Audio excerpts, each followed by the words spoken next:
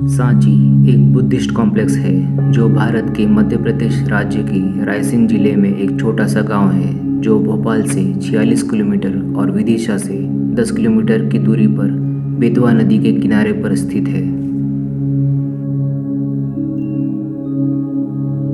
Great stupa of Sanchi यानी सांची के महान स्तूप भारत के सबसे पुरानी संरचनाओं में से एक है और भारतीय वास्तुकला का एक महत्वपूर्ण स्मारक और यूनेस्को वर्ल्ड हेरिटेज मॉन्यूमेंट भी है।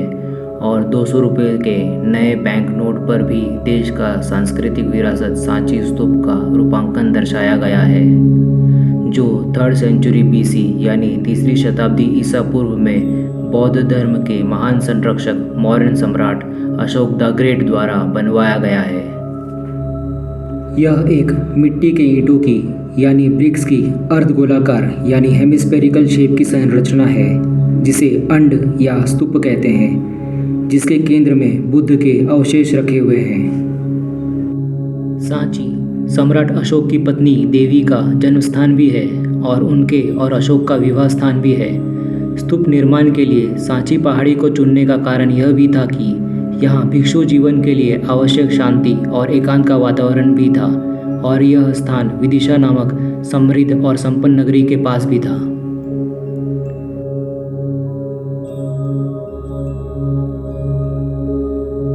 सम्राट अशोक ने यह स्तूप, जिसे आज स्तूप नंबर 1 कहते हैं, इसे मिट्टी के ईंटों से बनवाया था और सेंटर में पत्थर का स्तंभ या पिलर बनवाया था।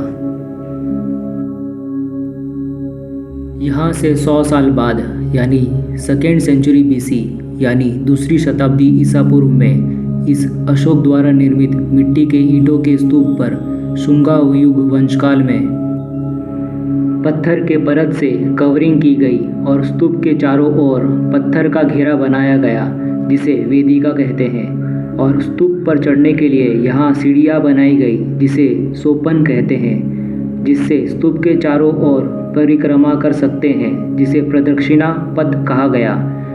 अशोक निर्मित स्तूप को महान स्तूप या ग्रेट स्तूप भी कहा जाता है। इसकी ऊंचाई 16.5 मीटर और डायमीटर यानी व्यास 36.5 मीटर है। स्तूप के ऊपर बीच में एक सीधा पत्थर का स्तंभ या सेंट्रल पिलर है जिसे यष्टि कहते हैं, जिसका अर्थ है धरती का केंद्र भाग जिसके चारों ओर ब्रह्मांड घूमता है। यष्टि पर 3 छतरी बनाई गई है जो बुद्ध धर्म और संघ या समुदाय का प्रतिनिधित्व को दर्शाती है। इसके चारों ओर घेरा बनाया गया है जिसे हार्मिका कहा जाता है। और इसी समय मंदिर नंबर 40, स्तूप नंबर 2 और 3 का निर्माण भी किया गया।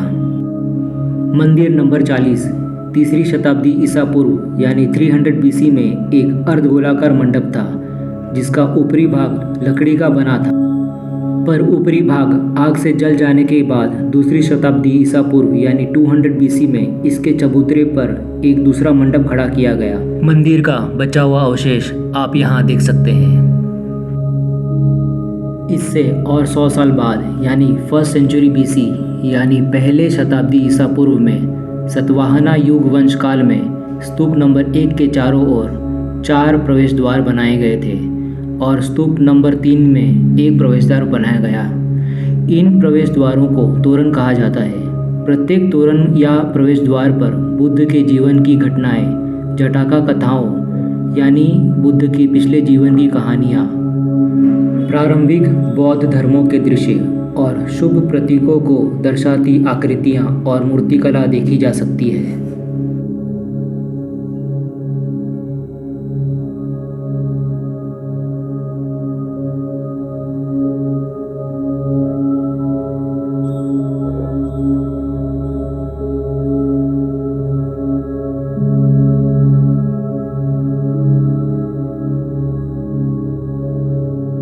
स्तूप 3 की रचना स्तूप 1 यानी महान अशोक स्तूप के समान ही है, बस फर्क ये है कि स्तूप 3 के ऊपर सिर्फ एक छतरी लगी हुई है और सिर्फ एक प्रवेश द्वार या सिर्फ एक तोरण है।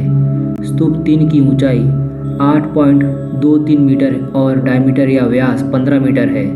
स्तूप 3 के केंद्र या गर्भ से बुद्ध के 2 प्रमुख शिष्य सारिपुत्र और मोदगल यायन जिन्हें महामोगलाना भी कहते हैं, इनकी अस्थियां मिली थी।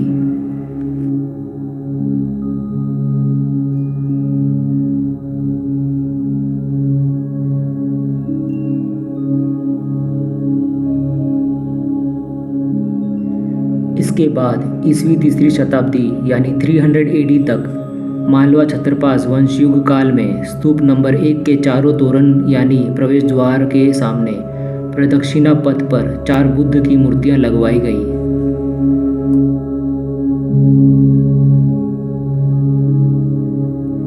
इसी समय मंदिर नंबर 17, जो गुप्ता राजवंश काल की देन है, बनवाई गई। यह मंदिर 17 की छत समतल यानी सपाट है और अंदर चौकोरी आकार का पवित्र स्थान और मुख्य मंडप है, जो 4 स्तंभ यानी पिलर्स पर सपोर्टेड है। मंदिर की सिमेट्री, कलाकारी और अलंकरण यानी डेकोरेटिव ऑर्नामेंटेशन इसकी विशेषताएं हैं। 7वीं और 8वीं शताब्दी यानी 700 to 800 एडी में यहाँ अनेक बुद्ध की प्रतिमाओं की स्थापना किया गया और मौर्य या शुंगा काल के प्राचीन भवन के अवशेषों पर मंदिर 18 का निर्माण भी किया गया। मंदिर 18 एक अर्धगोलाकार मंदिर था, जिसके स्तंभों पर सजावटी डिज़ाइंस और पैटर्न्स भी खुदाई कर उकेरे गए थे, यानी कार्विंग्स किए गए थे, जिसकी पैटर्न्स महाराष्ट्र के बौद्ध गुफाओं में भी देखी जा सकती है। मालवा के मध्ययुगीन यानी मिडिवल पीरियड में प्रतिहार राजवंश और परमार राजवंश के शासकों ने यहाँ अनेक मंदिरें और विहारों का स्थापना किया, जिनके कई बचे हुए अवशेष यहाँ देखने को मिलते हैं।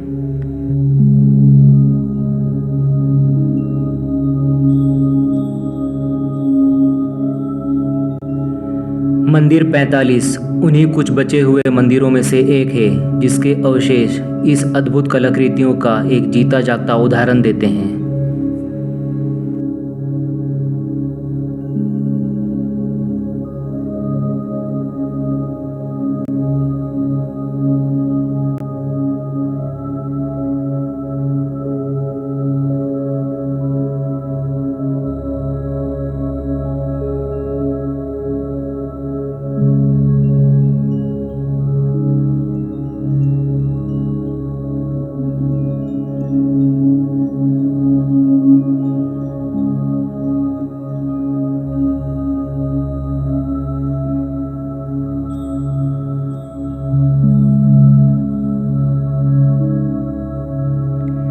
इन छोटे स्तूपों को बुद्ध की अवशेष वाले विशाल स्तूपों के पास रखा गया है और इन छोटे स्तूपों को वोटिव स्तूप या मन्नत स्तूप कहा गया है, यानी कि कोई विश या मन्नत पूरी करने के लिए चढ़ाया गया स्तूप। कुछ पत्थर के छोटे स्तूपों में मठ में रहने वाले मृतक बौद्ध भिक्षुओं की राख रखी जाती थी। यह मान्यता से कि मृतक भिक्षुओं को बुद्ध की उपस्थिति में अनंतकाल तक रहने का सौभाग्य प्राप्त होगा।